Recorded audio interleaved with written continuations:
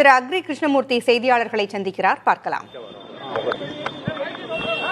கொஞ்சம் கீழே இருக்கேன், பரவாயில்ல.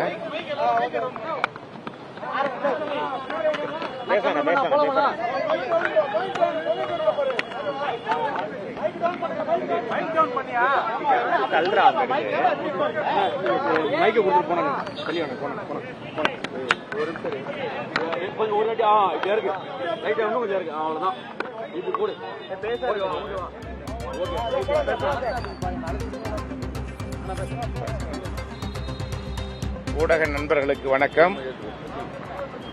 அனைத்திந்திய அண்ணா திராவிட முன்னேற்ற கழகத்தினுடைய பொதுச் செயலாளர் எங்களுடைய மரியாதைக்குரிய அருமை அண்ணன் எடப்பாடியாருடைய அனுமதியோடு மேதகு ஆளுநர் அவர்களை நேரடியாக சந்தித்து ஏற்கனவே மேதகு ஆளுநர் அவரிடத்திலே கொடுக்கப்பட்ட புகார் மனுவின் மீதும் ஏற்கனவே சட்டப்பேரவை தலைவரிடத்திலே கொடுக்கப்பட்ட மனுவின் மீது இதுவரை எந்தவிதமான நடவடிக்கையும் எடுக்காததை கண்டித்தும் மேதகு ஆளுநர்களை நேரடியாக சந்தித்து ஏற்கனவே அனைத்திந்திய அண்ணா திராவிட முன்னேற்ற கழகத்தின் சார்பிலே எங்களால் கொடுக்கப்பட்ட புகார் மனுவின் மீது விரைந்து நடவடிக்கை எடுக்க வேண்டும் என்பதை வலியுறுத்தி இன்றைக்கு நானும் மரியாதைக்குரிய நாடாளுமன்ற மேலவை உறுப்பினர் அண்ணன் இன்பதுரை அவர்களும் மேதகு ஆளுநரிடத்திலே வலியுறுத்தி மீண்டும் அண்ணன் எடப்பாடியாருடைய அறிவுறுத்தலின் அடிப்படையில் மீண்டும் ஒரு புகார் மனுவை இன்றைக்கு தந்திருக்கிறோம். அந்த புகார் மனுவின் அடிப்படையில் மேதகு ஆளுநர் அவர்களுக்கு இருக்கின்ற அதிகாரத்தின் அடிப்படையில் நாங்கள் கொடுத்த மனுவின் மீது உடனடியாக நடவடிக்கை எடுக்க வேண்டும் என்று வலியுறுத்தியிருக்கிறோம். ஏற்கனவே குதிரை பேரத்தின் மூலமாக அனைத்திந்திய அண்ணா திராவிட முன்னேற்ற கழகத்தினுடைய 3 சட்டமன்ற உறுப்பினர்கள், அதன் பிறகு 1 சட்டமன்ற உறுப்பினர்கள், அதன் பிறகு 2 சட்டமன்ற உறுப்பினர்களை குதிரை பேரத்தின் மூலமாக குதிரை வேகத்திலே ஆட்சி அதிகாரத்தில் இருக்கின்ற இந்த அரசு அவர்களை விலை கொடுத்து வாங்கிக் கொண்டிருப்பதை கண்டித்தும் தொடர்ந்து இதுபோன்ற நடவடிக்கைகளை இந்த அரசு நிறுத்த வேண்டும் என்பதை வலியுறுத்தியும் மேதகு ஆளுநர் அவர்களிடத்திலே இன்றைக்கு நாங்கள் வலியுறுத்தி சொல்லியிருக்கிறோம். ஆளுநர் அவர்கள் இந்திய அரசியல் அமைப்பு சட்டத்தின்படி தமிழகத்தினுடைய தலைவர் ஆவார். அவருக்கு இருக்கின்ற அதிகாரத்தின் அடிப்படையில் நாங்கள் கொடுத்திருக்கின்ற மனுவின் மீது அனைத்திந்திய அண்ணா திராவிட முன்னேற்ற கழகத்தினுடைய பொதுச் செயலாளர், அனைத்திந்திய அண்ணா திராவிட முன்னேற்ற கழகத்துடைய சட்டமன்ற கட்சி தலைவராக இருக்கிற அண்ணன் எடப்பாடி அவர்கள் சொல்லியிருக்கின்ற கருத்துகளின் அடிப்படையில் உடனடியாக நடவடிக்கை எடுக்க வேண்டும் என்று வலியுறுத்திவிட்டு வந்திருக்கிறோம்.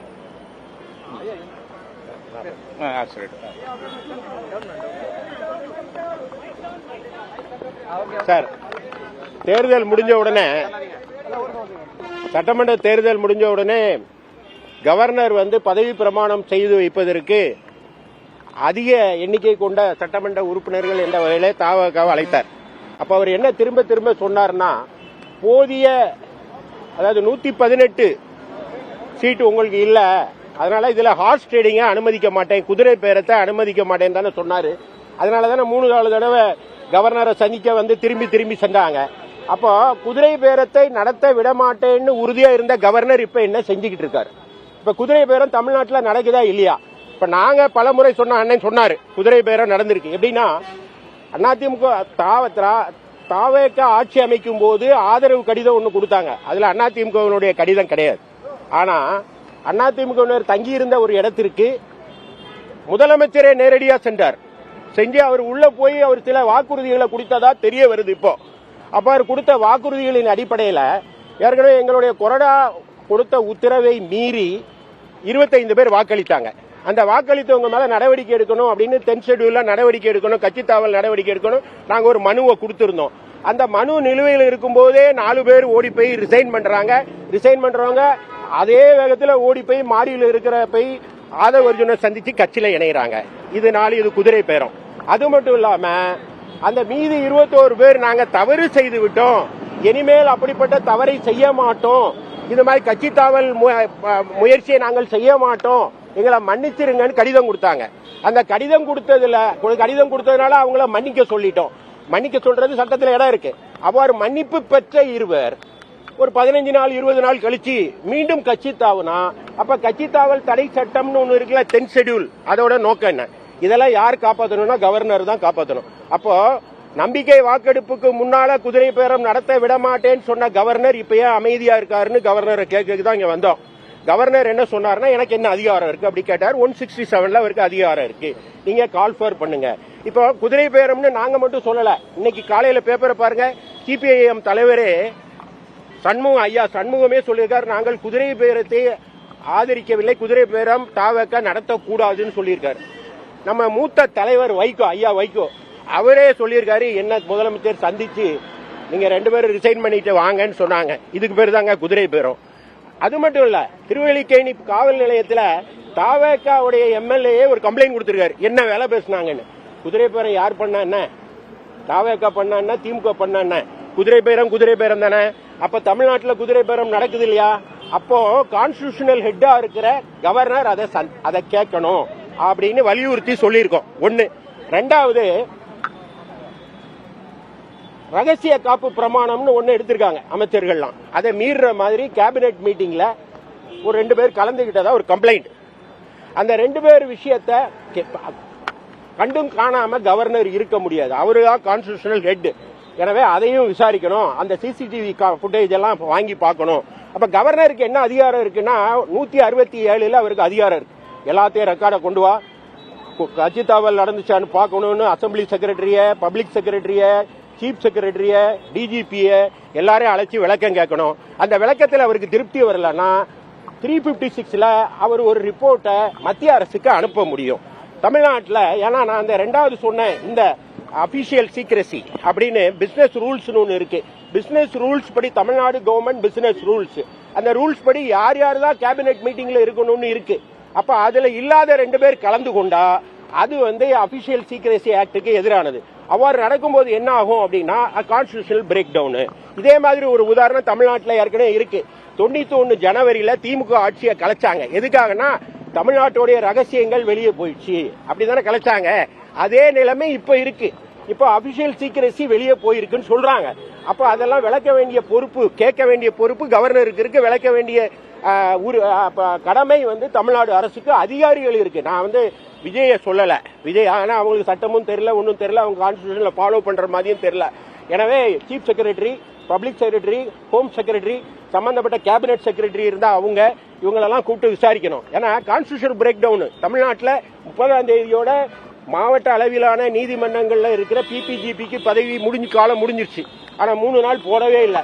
போடாம ஒரு கோர்ட் நடந்திருக்குன்னா அதுவும் கான்ஸ்டிடியூஷனல் பிரேக் டவுன். இதெல்லாம் தான் கவர்னர் கேட்கணும். ஏன்னா பேர் மக்கள் மாளிகை, மக்களோட குறை அவர் தானே கேட்கணும். எனவே கவர்னர்கிட்ட இன்னைக்கு ஆளுநர்கிட்ட மனு கொடுத்திருக்கோம்.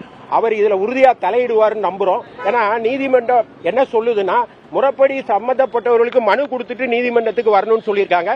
குதிரை பேரம் தமிழ்நாட்டில் இருக்குன்னு அதிமுக மட்டும் சொல்லல, திராவிட முன்னேற்ற கழகம் சொல்லுது, அனிதா ராதாகிருஷ்ணன் சொல்லியிருக்காரு, தாவேக்காவே சொல்லுது. அவரு ஒரு கம்ப்ளைண்ட் இளையராஜா எம்எல்ஏ கொடுத்திருக்காரு. ஐயா சிபிஐஎம் சண்முகம் சொல்லியிருக்காரு, வைகோ சொல்லியிருக்காரு ஹார்ஸ் ட்ரேடிங் இருக்குன்னு. எனவே இந்த ஹார்ஸ் ட்ரேடிங் ரொம்ப ஆபத்தானது, கான்ஸ்டிடியூஷனுக்கு எதிரானது. இதை விசாரிக்கணும்னு சொல்லியிருக்கோம். நல்ல தீர்ப்பு, நல்ல முடிவை ஆளுநர் எடுப்பார் என்று உங்களை போல சாமானிய மக்களை போல நாங்களும் நம்புறோம். ஆளுநர் உங்ககிட்ட என்ன சொன்னார்? நீங்க விளக்கம் கொடுத்துருக்கீங்க ஆளுநர் உங்ககிட்ட என்ன சொன்னார்? அவருக்கு சட்டப்படி, எனக்கு இருக்கிற அதிகாரப்படி சட்டப்படி நடவடிக்கை எடுப்பேன்னு உறுதி கொடுத்திருக்காரு.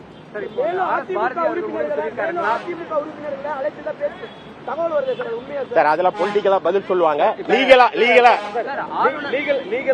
கவர்னருக்கு இருக்கக்கூடிய அதிகாரத்தை பயன்படுத்தி நீங்க சொல்றதுடைய உச்சகட்டம்ன்றது ஆட்சி கலைப்புக்கான இது. சென்ட்ரல் கவர்மெண்ட் கவர்னர் அனுப்புவாரு, அதன் பிரகாரம் இங்க ஆட்சி கலைக்கணும். அதிமுக கவர்னரோட வேலை என்னன்னா, தேர்ந்தெடுக்கப்பட்ட ஒரு அரசு அது சட்ட முறைமைப்படி இயங்குதா அப்படின்னு சொல்றதுக்கு பாக்குற கஸ்டோடியன், அதாவது மேற்பார்வையாளர் தான். அவர் தான் கான்ஸ்டிடியூஷனல் ஹெட். இப்ப முதலமைச்சரை மக்கள் தேர்ந்தெடுக்கிறாங்க. அந்த அரசை செலுத்துற சீஃப் செக்ரட்டரியையும் டிஜிபியையும் நியமிக்கிற அதிகாரம் யாருக்கு இருக்குன்னா, அப்பாயிண்டிங் அத்தாரிட்டியே கவர்னர்கிட்ட தான் இருக்கு. அதனால governor is the constitutional head. அவர்கிட்ட தான் கம்ப்ளைண்ட் பண்ண முடியும். ஏன்னா லேக் ஆஃப் கான்பிடன்ஸ் ஸ்டேட் மேல எங்களுக்கு இருக்கு. கம்ப்ளைண்ட் எனக்கு கொஸ்டின் பண்றது என்னன்னா, கவர்னர் சீஃப் செக்ரட்டரி கூப்பிட்டு கேட்கணும்ன்றீங்க. சீஃப் செக்ரட்டரி கூப்பிட்டு கேட்டது பிறகு அந்த அறிக்கையை வாங்கி மத்திய அரசுக்கு அனுப்பணும் ஆளுநர்னு சொல்றீங்க. அதுதான் அனுப்பும்போது இறுதியா அதோட அட்லாஸ்ட் அது என்ன எண்ட் ஆஃப் தி டே என்ன நடக்கும்? என்ன நடக்குங்கிறது இதெல்லாம் நான் சொல்ல முடியாது. அவரே கவர்னர் சொன்னீங்க 91ல திமுகவுடைய கவர்மெண்ட் ஆமா 350 இல்ல அப்ப டிவிக்கு கவர்மெண்ட் கலைக்கணும்ன்றது தான் அதிமுகவோட எண்ணமுமா? குதிரை பரத்தை வச்சு சார் சட்ட ரீதியா தான் பதில் சொல்ல முடியும். 167ல கவர்னர் கேள்வி கேட்கணும். கேள்வி திருப்தி அதுல பதில் திருப்தி அளிக்கலன்னா அவர் மத்திய அரசுக்கு ரிப்போர்ட் அனுப்பணும். அது 356 356 அவ்வளவுதான். வணக்கம்.